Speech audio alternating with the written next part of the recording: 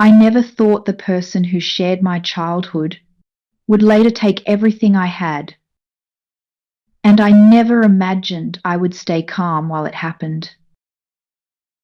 That is how my story begins. Quiet, unexpected, and filled with a kind of pain I was not ready to face.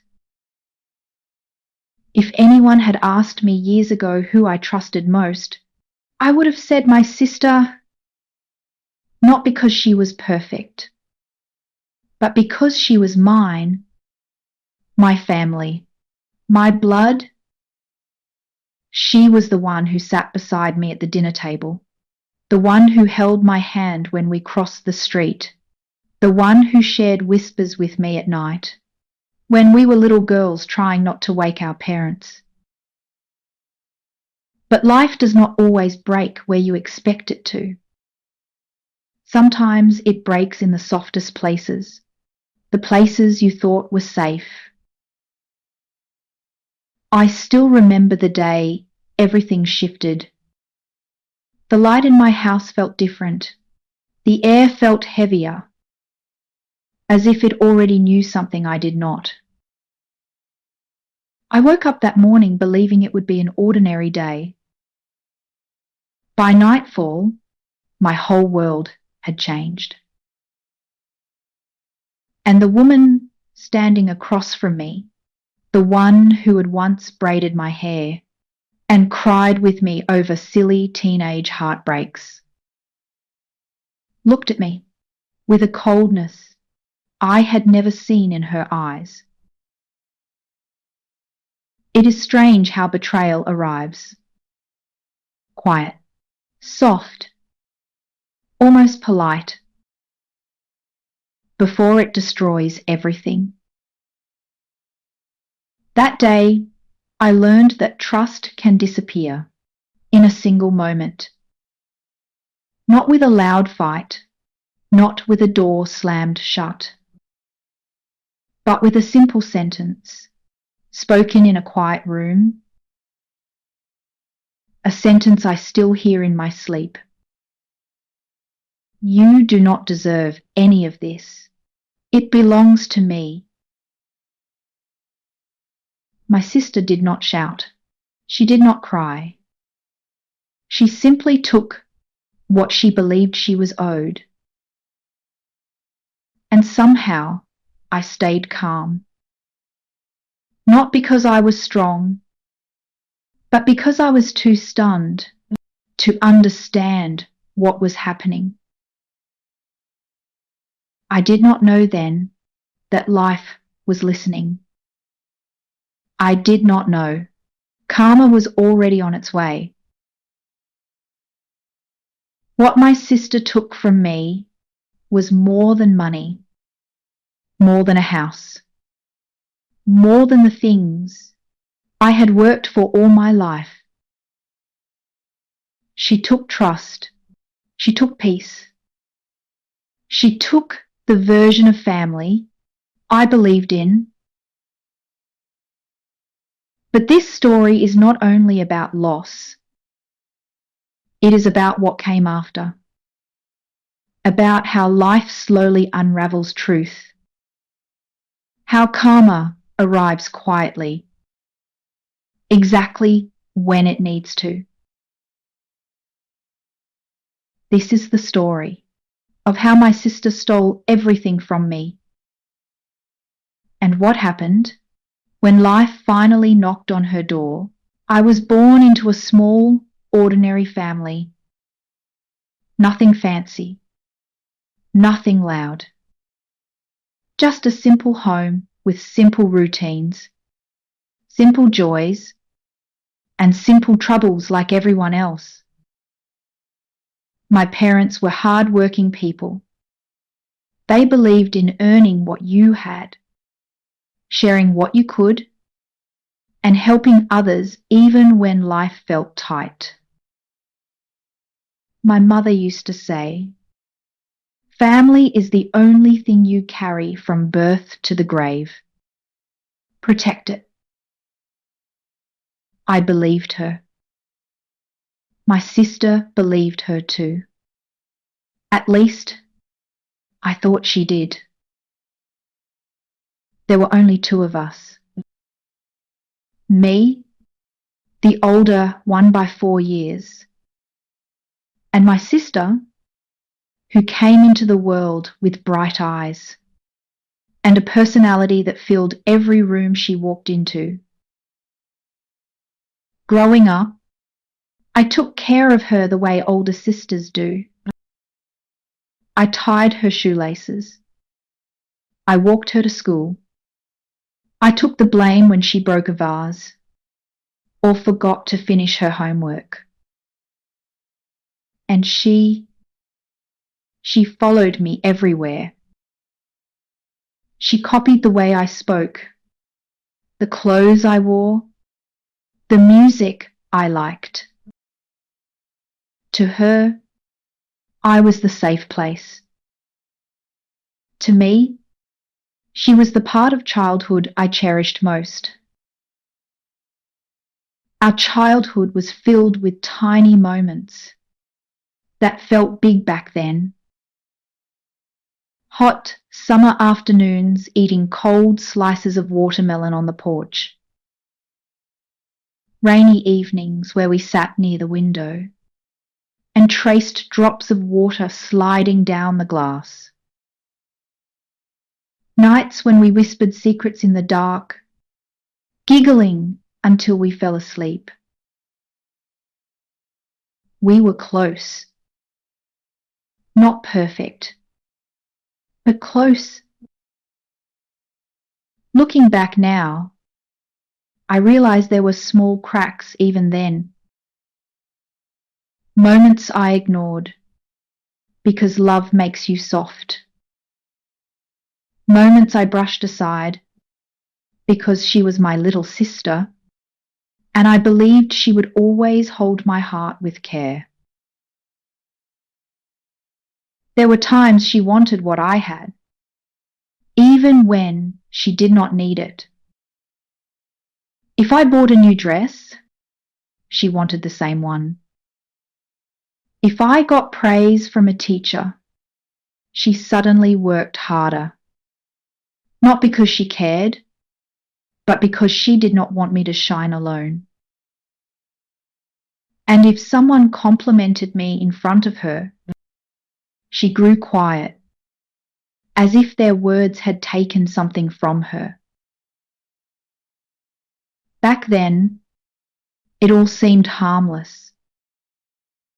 Kids compare. Kids get jealous. Kids want attention. But some children carry those feelings into adulthood, and they grow with the same hunger. My mother used to laugh and say, "She adores you. She wants to be like you." I smiled and believed it. I thought it was sweet. I never imagined it could turn into something darker later in life. Our home was modest, but full of warmth. My father worked long hours, but he always made time for us. My mother was gentle, protective, and loving. The kind of woman who made every room softer just by standing in it. She taught us how to treat people with kindness. She reminded us again and again that money comes and goes, but love stays. She believed in unity. She believed in forgiveness. She believed in family more than anything. Maybe that is why betrayal inside a family cuts deeper. Because it breaks the one place where you thought you were safe. As we grew older, our personalities became more defined. I was the quiet one. I liked planning things, saving money, working hard, and moving through life at a slow, steady pace. My sister was bold. She liked being the center of attention. She loved compliments, loved gifts, loved knowing she was admired. I admired her confidence. She admired the security I had. Neither of us said it out loud, but it lived between us like a small, invisible thread pulling in opposite directions. Even when we were grown, she still looked at my life as if it was something she needed to compare herself to. Not out of love, not out of pride, but out of fear that she was falling behind. She struggled more than I did. Jobs never lasted. Relationships fell apart. Money slipped through her fingers as fast as she earned it. She lived in a constant rush, chasing things that never stayed. I helped her whenever I could. I lent her money, though she rarely paid it back. I let her stay with me when she had nowhere to go. I stood up for her when people criticized her choices. I believed that family deserved patience. I believed she would find her way. I never knew that each time I helped her, she grew more dependent and more resentful. Some people are grateful when you lift them. Others look at your support and think, why is this not mine already? I worked hard and built a stable life. It was not anything grand, but it was steady. A small home, a manageable savings, a job I loved, a routine that brought peace. My parents were proud of me. They told me I was responsible, trustworthy, and level-headed. They said they slept better, knowing I could take care of things. My sister heard those same words, but she did not hear love in them. She heard comparison. She heard, "You are not enough."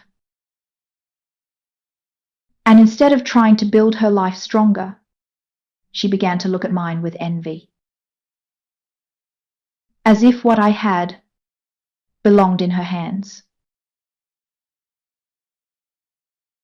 My sister learned early that charm could get her things. She knew how to smile at the right moment. She knew how to make people feel sorry for her. She knew how to appear helpless when she wanted attention. And because she was the younger one, people forgave her more easily. They excused her behavior. They said she was still growing, still learning. But she was not learning. She was mastering the art of taking without asking. My parents did not see it. They loved her too much to recognize the signs. And I loved her too much to speak up.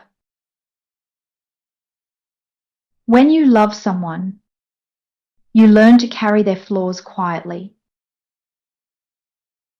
You hope time will heal them.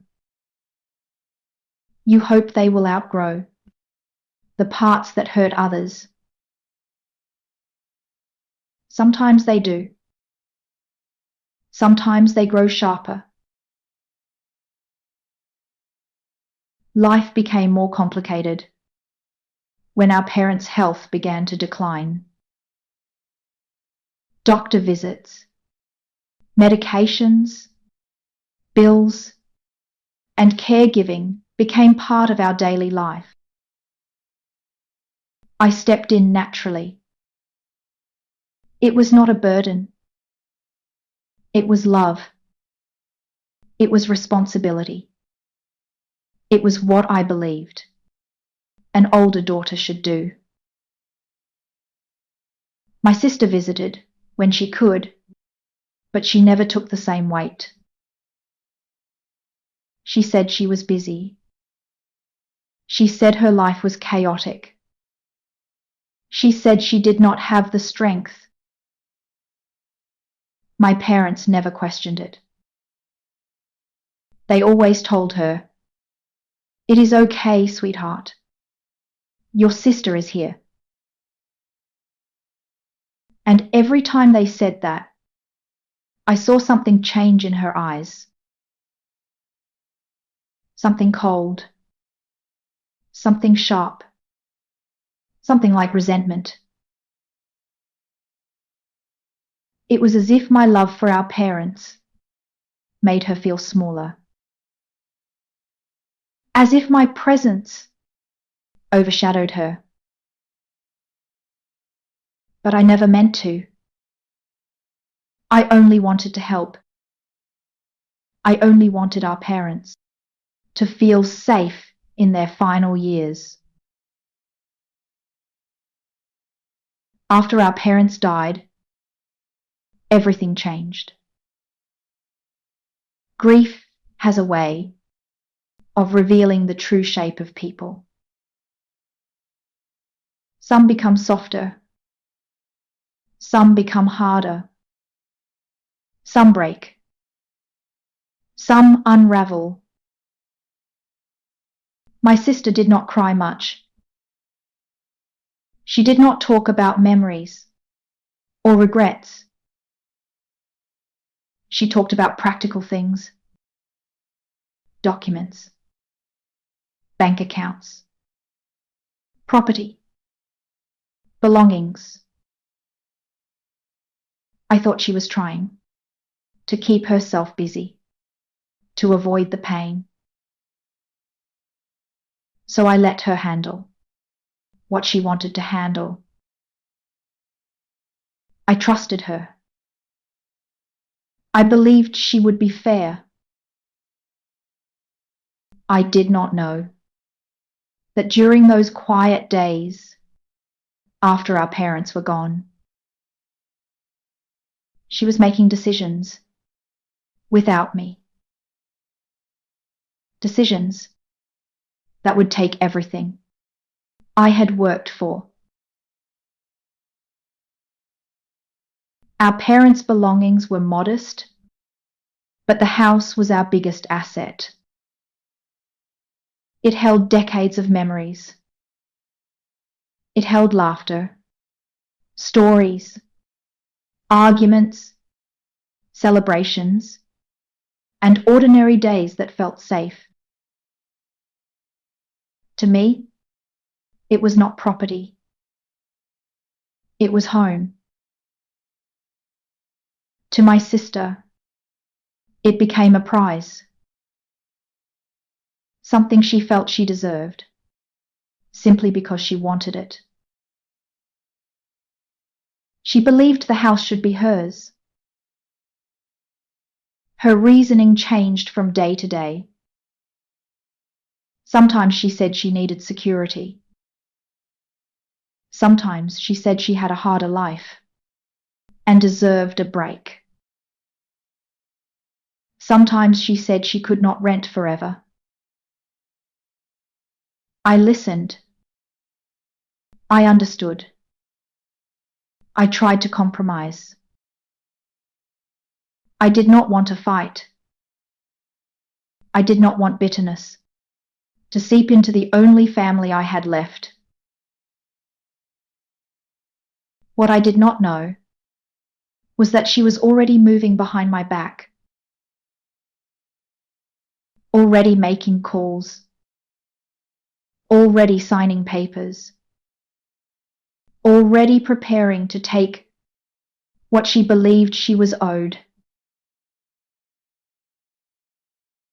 Our conversations became shorter, more tense, more guarded. She avoided eye contact. She avoided simple questions. She avoided the warmth we once had. I felt something slipping, like sand falling through my fingers. Softly, slowly, but impossible to stop. I did not understand what was happening yet, but the feeling in my chest, the quiet heaviness, told me something was coming. Something I did not want to believe. Something that would change everything. I still held on to hope. I still believed we could work through things. I still believed she loved me, the way I loved her. I was wrong. But at the time, I did not know what she was capable of. I did not know what she had already done. And I had no idea that karma was already moving in the background, quietly preparing the moment when truth would come out. The weeks after our parents passed felt strangely quiet. The house grew still, like it was holding its breath. Rooms that once echoed with familiar voices now carried only silence. I would walk through the hallway and pause, expecting to hear my mother humming in the kitchen or my father watching the evening news. But of course, there was nothing. My sister and I should have been closer during that time. Grief should bring people together. But instead, something invisible began to push us apart. She kept her phone close, turning away whenever messages came in. She made private calls in the backyard. She asked fewer questions about how I was doing and gave fewer answers about her own life. It was the kind of distance that grows slowly, almost politely, until one day you realize someone has stepped out of your circle without telling you. One evening, as I cleaned out some old drawers, I found a set of papers. Documents for the house, medical bills, insurance details. I expected to see both our names, listed for everything. Instead, I noticed something strange. All the recent updates, address changes, ownership confirmations, legal correspondence were addressed only to her. Not us. Not the daughters. Just her. At first, I brushed it off. Maybe it was a mistake. Maybe paperwork had always gone to her. Maybe I had not been paying attention. But then another envelope arrived. This time, the house title was mentioned. It listed her name, under a section I did not understand. I stared at it for a long time, the words blurry. Something did not feel right. So I asked her the next day, in the gentlest voice I could manage. Have you been handling the house paperwork? She did not look up from her phone. Yeah. Someone needed to take care of it. Her tone was flat, as if she was talking about laundry or groceries. Oh, I said quietly. I did not know you were doing all of it alone. She shrugged. You were busy with your job. I figured I would help. Her words were sharp, but her smile was soft. Too soft. Like she was trying to hide something behind it. I wanted to believe her. I wanted to think she was helping because she cared. So I let it go. I should not have. A few weeks later, she started talking about money. Not in a concerned way. Not in a how do we organize things way. No. She spoke like someone who had been thinking about this for a long time.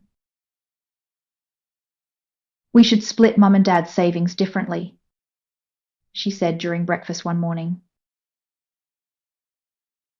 Differently? I asked. What do you mean? Well, she said, stirring her coffee slowly. I had a tougher time in life than you. I did not get the same opportunities. You had it easier.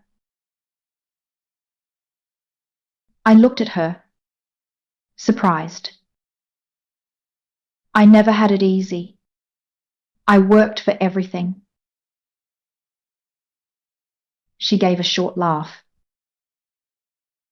That is what you think. There was bitterness in her voice that I had never heard before. I tried to keep the conversation calm. What do you think is fair? She leaned back and folded her arms. I should get more. Maybe most of it. Her words felt heavy, like stones landing one by one. I did not argue. I did not raise my voice. Instead, I said, let us talk about it later. We both need time. But she shook her head. No. I have already made decisions. Already made decisions. Those words hung in the air, like a storm cloud that had been waiting to break. From that day on, she acted different.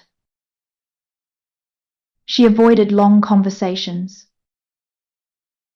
She rushed out of the house early and came home late. She kept documents in her room and locked the door. She grew impatient with small things. She treated me like a guest in the house we were both raised in. I tried not to assume the worst. I tried to remind myself that grief does strange things to people. But deep down, I knew something else was happening. Something she was not saying. The first real shock came from a phone call. I was in the middle of cooking dinner when my phone rang. A woman from the bank spoke politely, asking if I could confirm my decision to transfer responsibility. I froze. What responsibility? I asked. Your co-ownership of the house, she replied. We received documents. We need verbal confirmation. My heart dropped. I did not sign anything. I said. The woman hesitated. But the documents were processed, she said softly. Your sister already signed. My hands began trembling. I held the phone tighter, as if it could steady me. I want to see those documents, I said. Of course, she replied. We can send them by email. I thanked her, ended the call, and stood in the kitchen for a long moment. The stove was still on. The pot was still boiling. The smell of food slowly burning filled the room. When the email came, my stomach twisted as I opened the attachments. There it was. Her signature. My name. Legal wording I barely understood. And a transfer request that should have never existed. She had not forged my signature, but she had made decisions without me. Decisions that implied I had agreed to things I did not even know about. I felt a cold, sinking feeling I cannot fully describe. It was not anger. It was not fear. It was something deeper. Something like betrayal, settling into my bones. I forwarded the email to myself, printed the documents, and placed them neatly on my table. Then I sat in silence. That silence wrapped around me like a heavy blanket, the kind that makes breathing feel difficult.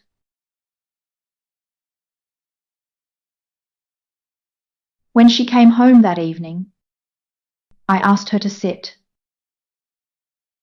She looked annoyed. I am tired. Can we do this tomorrow? No, I said quietly. We need to talk. I slid the papers across the table. Her face did not show shock. It did not show guilt. It did not show fear. Instead, she rolled her eyes. "Oh, that," she said.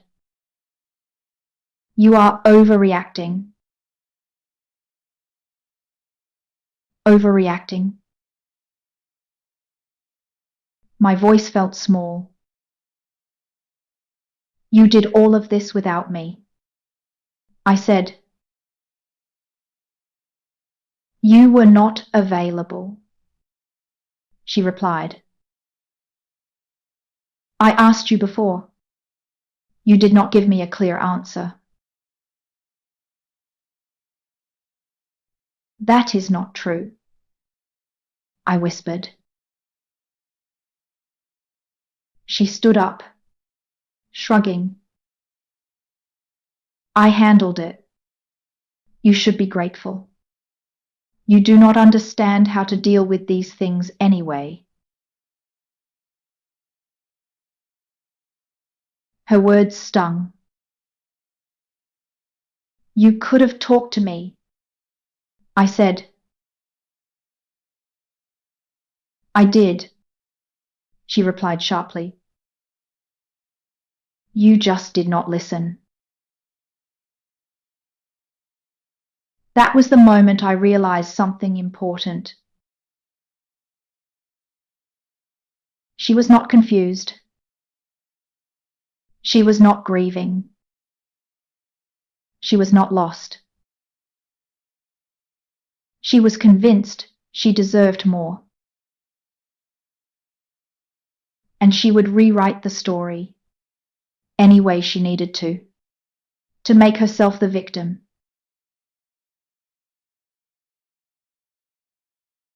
After that night, she barely spoke to me. When she did, her tone was clipped. Days passed with quiet footsteps, closed doors, short answers, and tension that hung in the air, like thick fog. Sometimes we sat in the same room, without exchanging a single word. It felt surreal.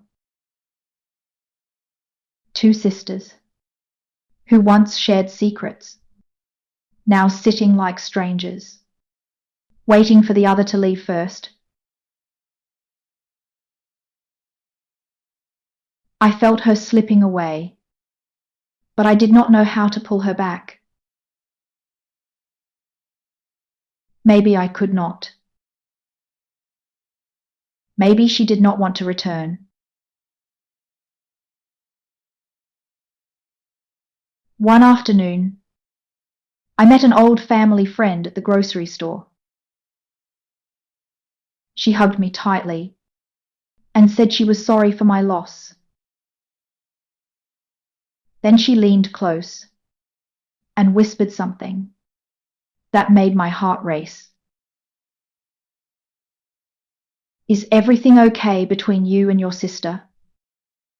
she asked quietly. "I heard she has been talking to people about the house."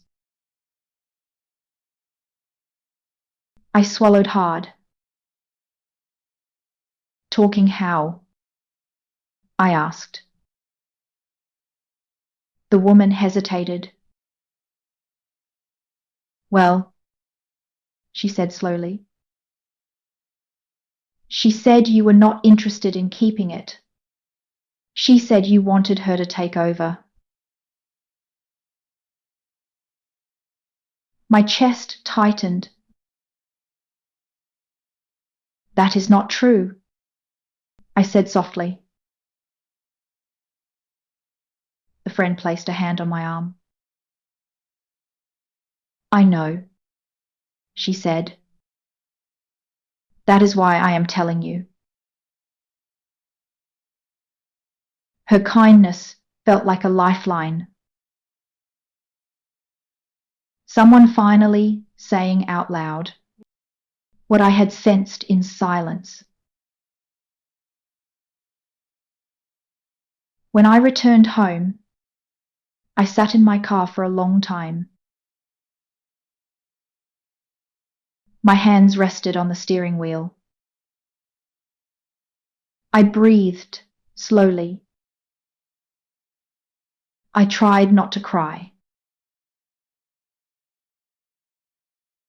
People think betrayal is loud. A fight, a shout, a dramatic scene. But sometimes betrayal is quiet. It shows up in whispers, behind your back.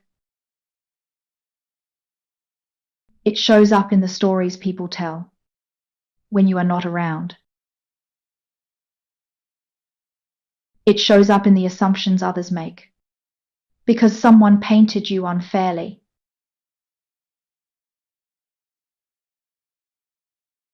Another shock came when I tried to make a payment for utilities. My online account showed that ownership details had been updated without my approval. Bills were suddenly redirected. My information was partially removed. Her name appeared where both our names used to be. This was not grief. This was not confusion. This was a pattern. Step by step, she was taking control of everything tied to the house. The assets, the utilities, the decisions, and she was doing it quietly, hoping I would not notice until it was too late. A sinking feeling spread through me. The realization that the sister I trusted was moving against me.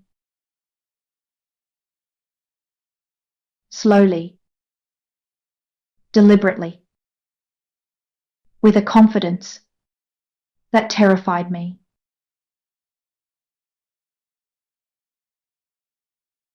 There are moments in life when something inside you shifts so deeply, so quietly, that the world never looks the same afterward.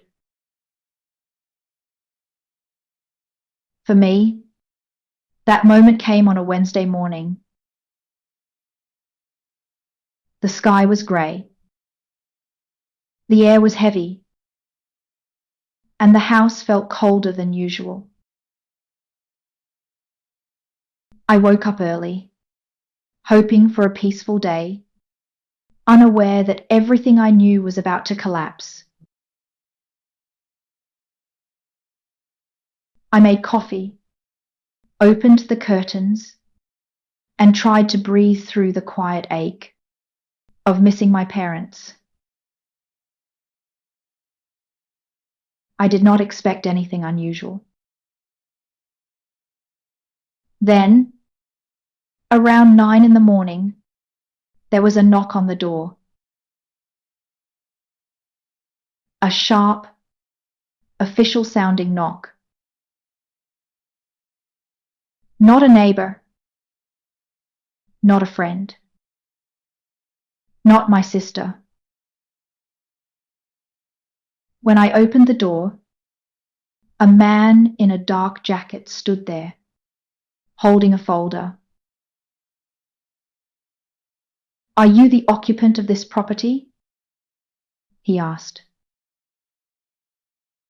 "Yes," I whispered. He held out a document. "I am here to serve you notice." My heart dropped. Notice for what? I asked. For vacancy proceedings. I blinked, confused. I do not understand. He handed me the folder and stepped back. Everything is explained in there. I am sorry. And then he left. Just like that. No explanation. No warning. No kindness that could cushion the blow. I closed the door slowly, my hands shaking, and walked to the kitchen table. The folder felt heavier than paper should ever feel. I opened it, and my world changed.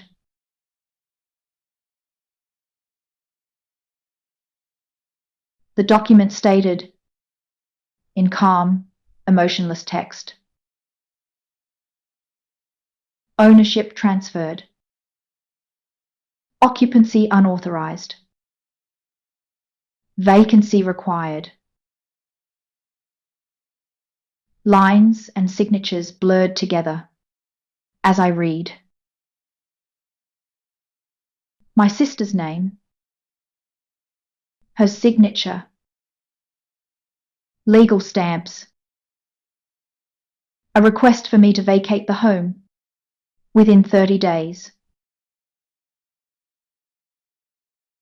My breath caught in my throat. I kept flipping the pages, hoping, praying that I had misunderstood. Maybe this was not about me. Maybe it was not real. But it was real. Every page confirmed it. She had transferred the house into her name. Fully, officially, legally. And according to the document, I no longer had any right to live there. I leaned back in my chair, gripping the edges to stop my hands from trembling. So this was it. This was the decision she had made. Behind closed doors, behind quiet conversations, behind the masks she wore every day.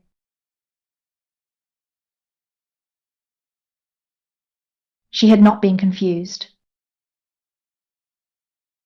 She had not been overwhelmed by grief. She had been planning, step by step, document by document, signature by signature. While I was grieving our parents, she was removing me from their home.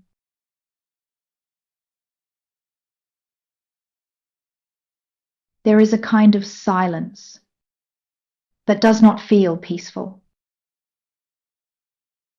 It feels like drowning in air. That is what settled over me as I stared at the papers. I did not cry. There were no tears left to give. Instead, I felt a hollow ache spreading through my chest. Warm at first, then cold.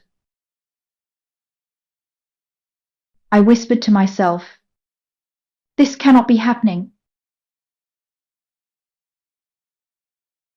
But it was, and deep down, I realized the truth. She did not want the house. She wanted me out of her life, out of her shadow,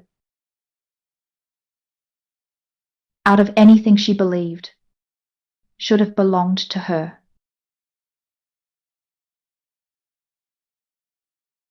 This was not about a building. It was about winning. It was about power. It was about her need to feel above me, finally, after a lifetime of comparing.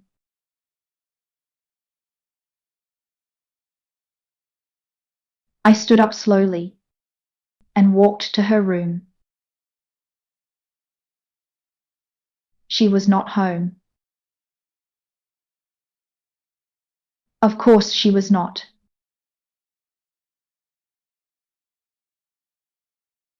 She returned late that evening.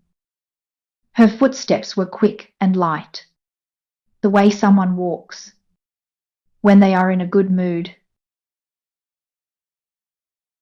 I waited at the kitchen table, the folder between my hands.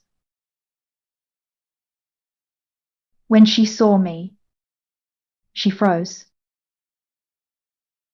"What is that?" she asked. Her voice was not tense. That surprised me. It was casual, almost bored. "You know what it is," I said softly. She looked at the folder, then shrugged. "Oh, yes. I handled everything." Handled everything? Her tone was so calm, so indifferent, as if she had just run errands. I swallowed hard. "You evicted me," she sighed, like I was being dramatic. "You are not on the papers," she said. "I took care of the legal part. You did not want to deal with it." My voice shook. "I never agreed to leave this house. You do not need to live here anymore," she said simply. "You can find your own place. You are capable." Capable. It felt like she spit the word out. Like being capable was a punishment I deserved.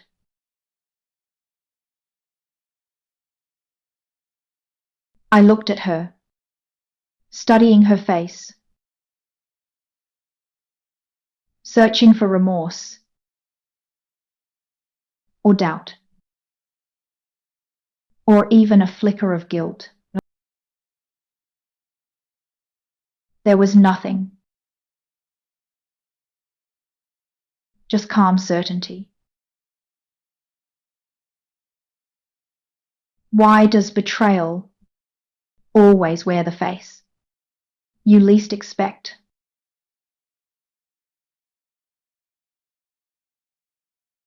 I asked her the question that had been burning inside me. Why would you do this? She paused. Then With a voice as cold as winter air, she said, "Because I deserve something in this life. You have always taken everything." I stared at her, stunned. Taken everything? What did I take from you? I whispered. Attention, love, approval. Mom and Dad always trusted you more. You were their favorite. You got the stable life. You got the easy path. I closed my eyes. I worked for everything I have. I said quietly, "You know that." She shook her head. "No, you got lucky, and I did not. So now it is my turn to have something that is mine." Her voice cracked slightly. Not from pain, but from anger she had carried for years. "That house," she said, pointing toward the hallway, "was my fresh start, and you were in the way." For a moment, neither of us spoke. That was when I realized the saddest truth.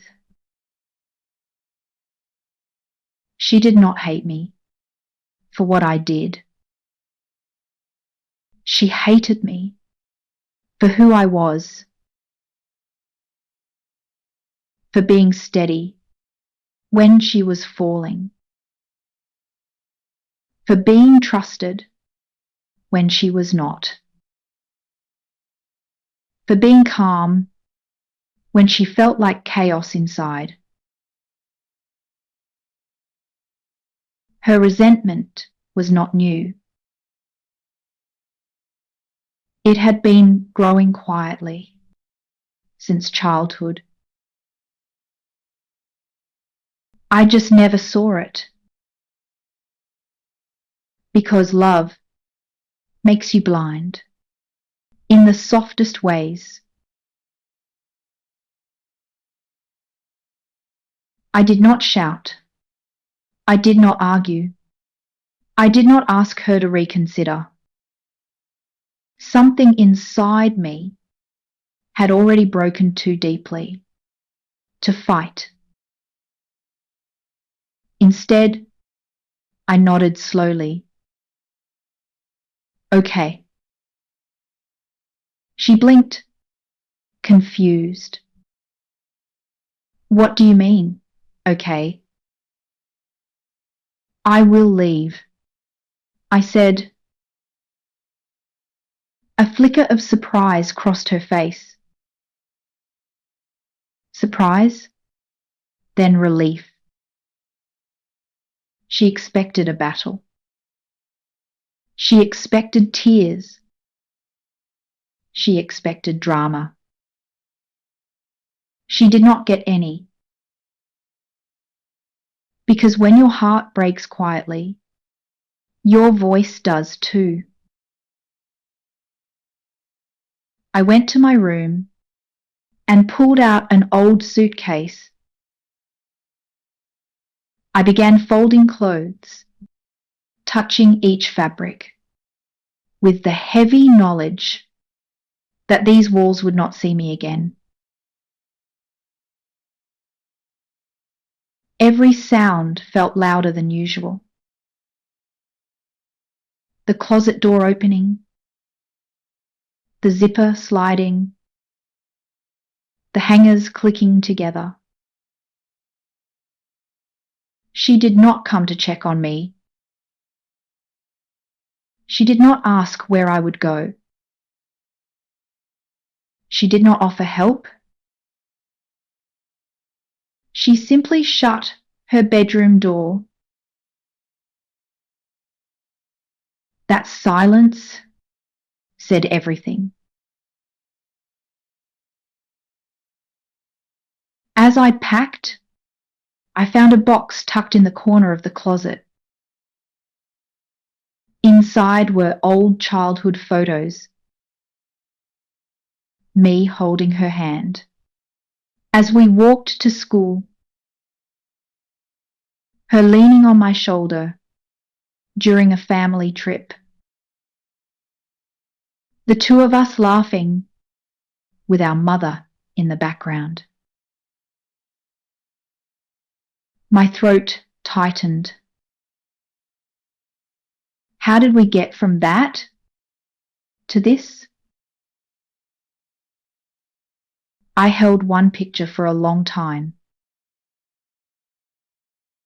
A photo where she was about 5 years old, reaching up to hold my hand, as if it was the safest place in the world.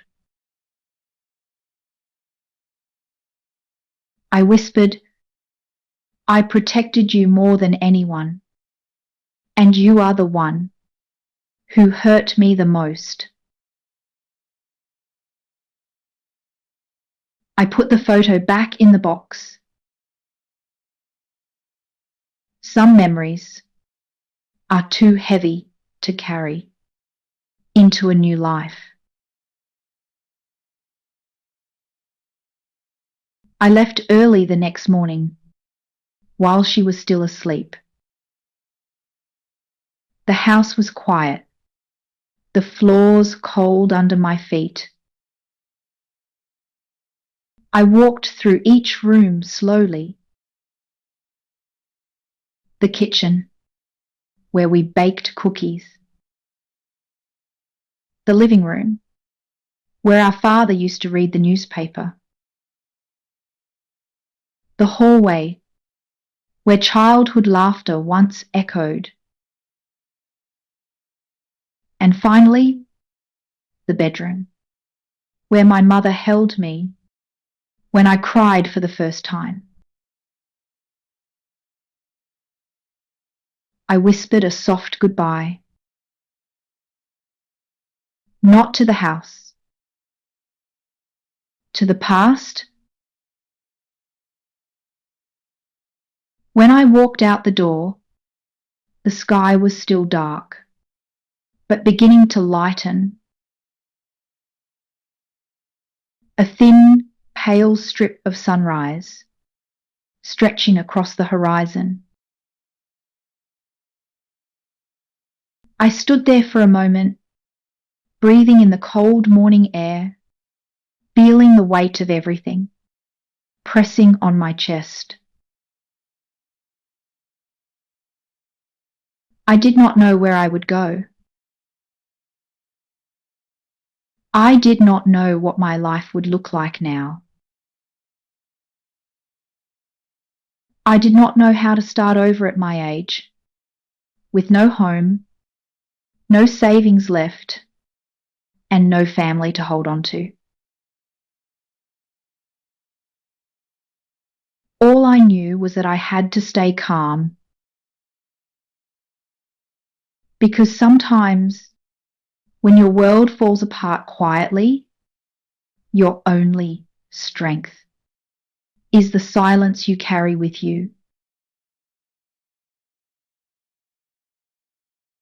I closed the gate behind me and walked away.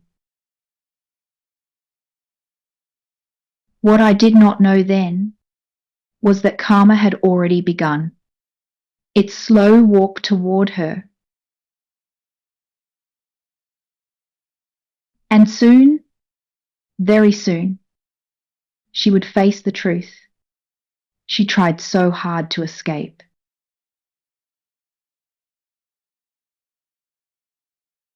When I left my parents' house, it felt like walking out of a life I had spent decades building. Not just a home, a history, a childhood, a place where I had learned everything, from tying my shoes to healing from heartbreak to caring for aging parents. It felt like losing something sacred. But the world does not pause when your heart breaks. It keeps moving, and you learn to move with it, even when each step feels unfamiliar. For a few days, I stayed with a friend from work. She did not ask many questions. She simply opened her door, hugged me gently, and said, "You can stay here as long as you need." Her kindness felt like a warm blanket pulled around a shivering heart. She gave me her guest room, a small space with a soft bed, clean sheets, and a window facing a quiet street, lined with trees. I remember sitting on that bed, the first night, surrounded by half-packed bags, and the silence of a place that was not mine. The tears still would not come. It was not that I did not feel pain. It was that the pain was too big to fit into tears. Sometimes sadness sits so heavily inside you that it becomes a quiet weight, not a loud cry. In the mornings, I forced myself into a routine, making coffee, sitting by the window, listening to birds instead of voices I would never hear again in that familiar home. At work, I stayed quiet. I did my tasks calmly, answering questions when needed, smiling gently when people asked how I was doing.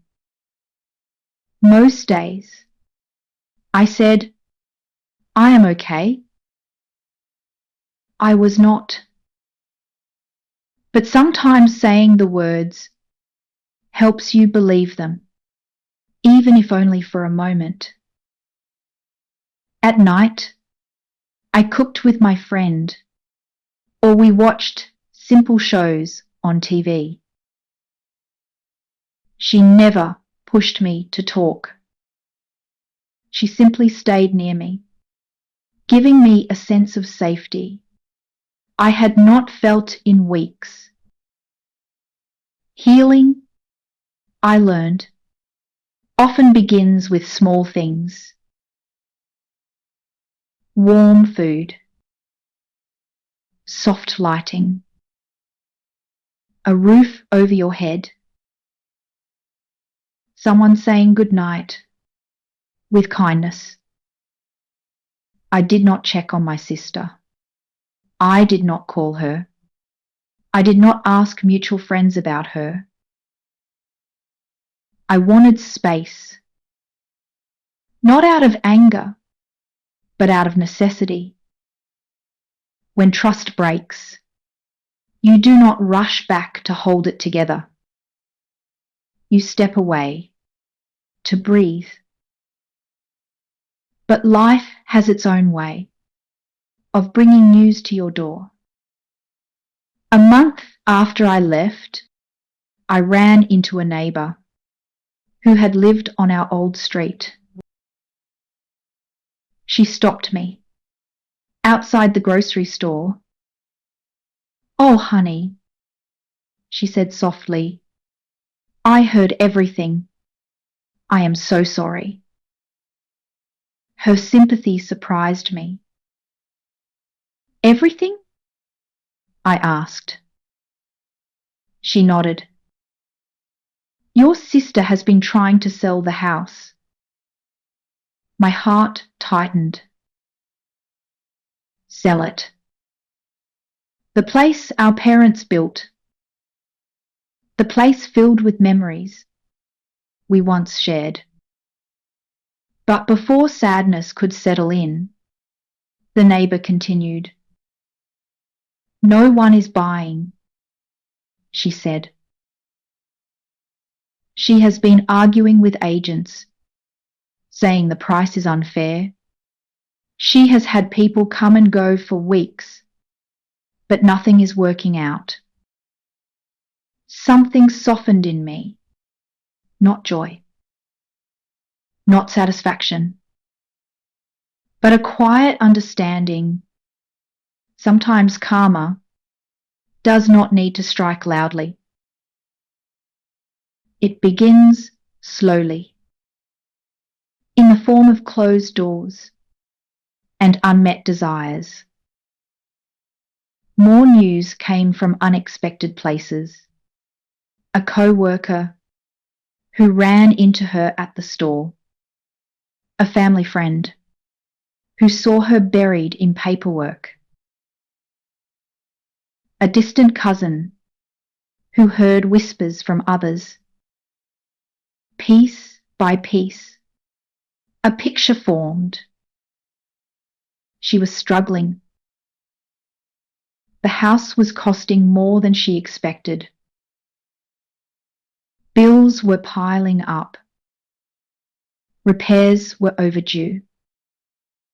The paperwork she had rushed through left her with fees she did not understand. Buyers were not agreeing with her price. Her job had cut her hours. Her savings were thinning faster than she thought. And for the first time, she realized something she had ignored her whole life. Wanting something does not mean you are ready to take care of it. One evening, I was washing dishes in my friend's kitchen. Warm water running, soap bubbles clinging to my hands, quiet music playing in the background. My phone rang. I glanced at the screen. It was her, my sister. For a moment, I just stared. I felt no anger, no excitement, no fear, only a calm heaviness. I answered. Her voice was unusually small. Hey. Hi, I said softly. There was a long pause. The kind that stretches between two people who no longer know how to speak to each other. Then she said, I need to talk. I did not interrupt. I let the silence hold her words gently. Finally, she whispered, I think I messed up. Those 5 words held more truth than anything she had said in years. She told me everything in a shaky voice. The house needed major repairs. The roof was leaking. The plumbing was failing. And the electrical system was outdated. She could not afford the costs. She had underestimated the responsibility. Agents were telling her the house needed work before it could sell. She did not have the money.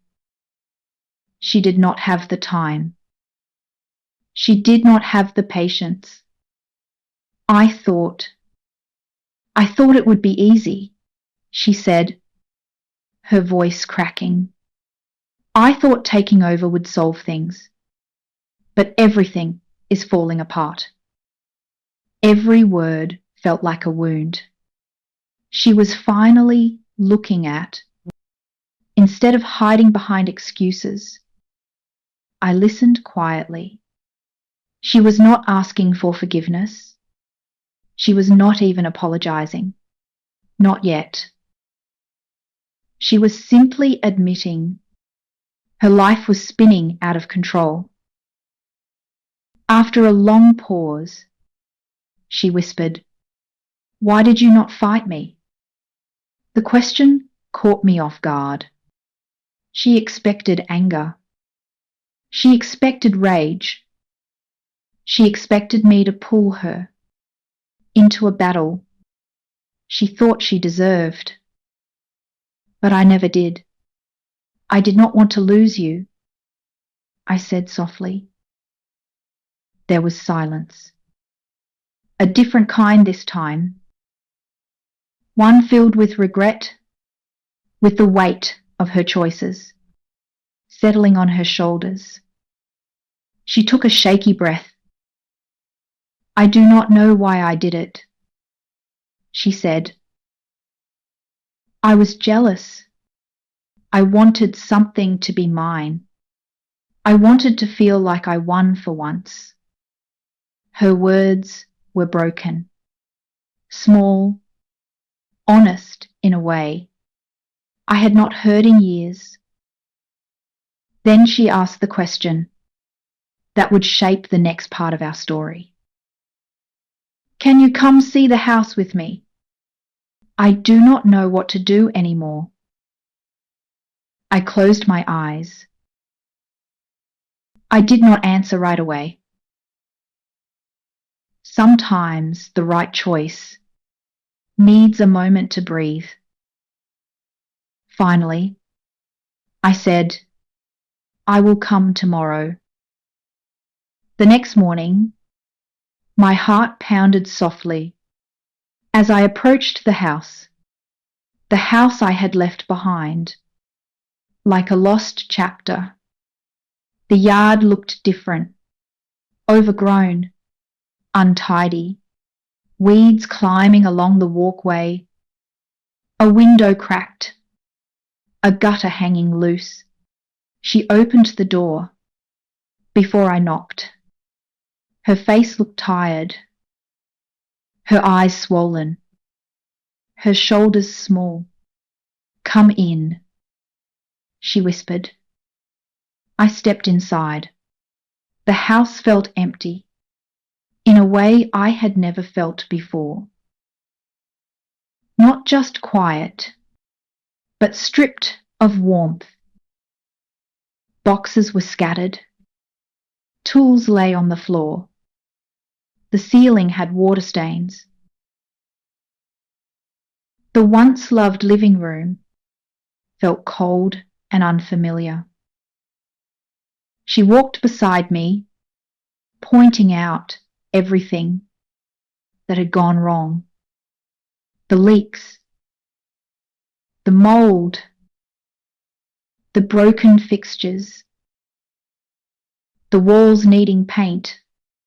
As she spoke, her voice cracked. Again and again. "I thought I could handle it," she said. "I thought selling would be fast. I did not know what I was doing. I was so sure I was right." There it was. The truth behind her choices. Not evil, not hatred. Insecurity, fear, jealousy, a deep need to prove something. To the world, to our parents' memory, to herself. A need that drove her to hurt the one person who would have given her anything without being asked. We sat at the kitchen table, the same table. where everything had fallen apart.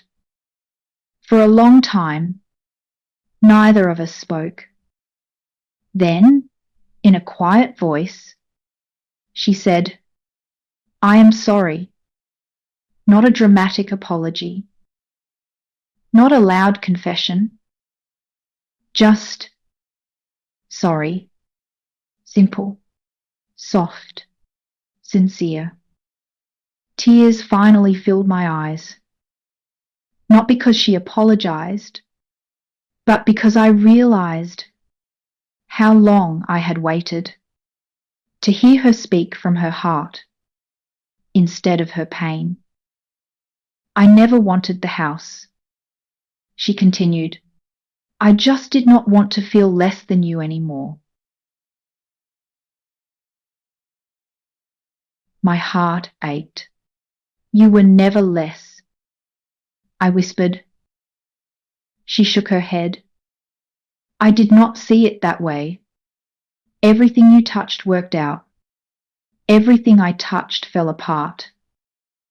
I thought if I took something from you, I would finally feel equal." A single tear slipped down her cheek. But instead, she said, "I lost the only person who cared about me." Those words broke something open inside me. Not anger, not resentment, compassion. Sometimes people ruin the things they love because they do not believe they deserve love in the first place. Some people think karma is loud, dramatic, explosive, poetic. But in real life, karma is quiet. It shows up in the choices we make and the consequences we forget to calculate. My sister did not lose the house because of me. She lost control of her life because she built her decisions on jealousy, not truth. And I did not return to help her because she deserved it. I returned because healing does not happen from punishment. It happens from understanding. I did not fix everything for her, but I told her the truth. You cannot build happiness on someone else's hurt. She nodded slowly. "I know," she whispered, "and I want to make things right." We sat for hours, talking about our childhood, about Mum and Dad, about the resentments she carried quietly, about the guilt she felt now. She asked for my help, not to save her, but to guide her. And for the first time, I saw not the woman who betrayed me, but the little sister who once held my hand. On the way to school, healing is not instant. Forgiveness is not a switch you flip, but it begins with truth. And that day, we finally found truth between us. We made a plan together, slow, practical steps, not to erase the past, but to shape a future that did not repeat it.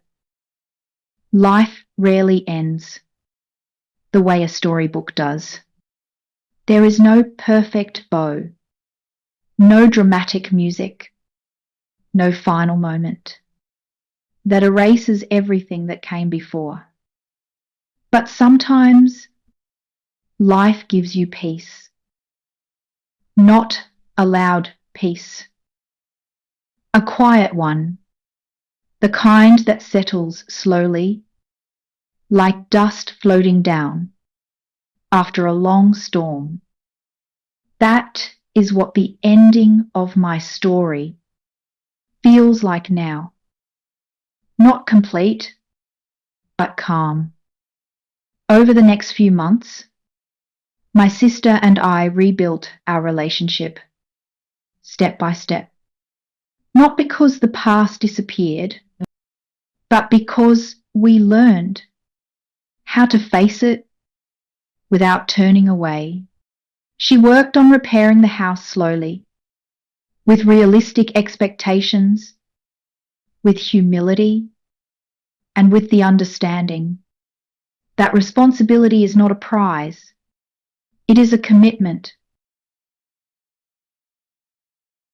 She apologized again, not because she felt forced, but because she finally understood how deeply her actions had cut me.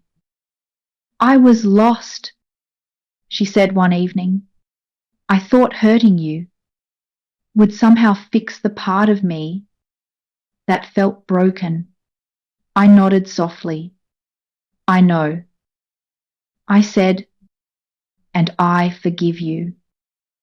Forgiveness did not come from forgetting. It came from accepting that we are not the same person we once were, and that we are both allowed to grow. One day, my sister asked if we could visit our parents' grave together. It was the first time she had asked to do something as sisters. Since everything fell apart, we stood there quietly, side by side, listening to the soft rustle of wind through the trees. She spoke first. I wish they were here, she whispered. They would be disappointed in me.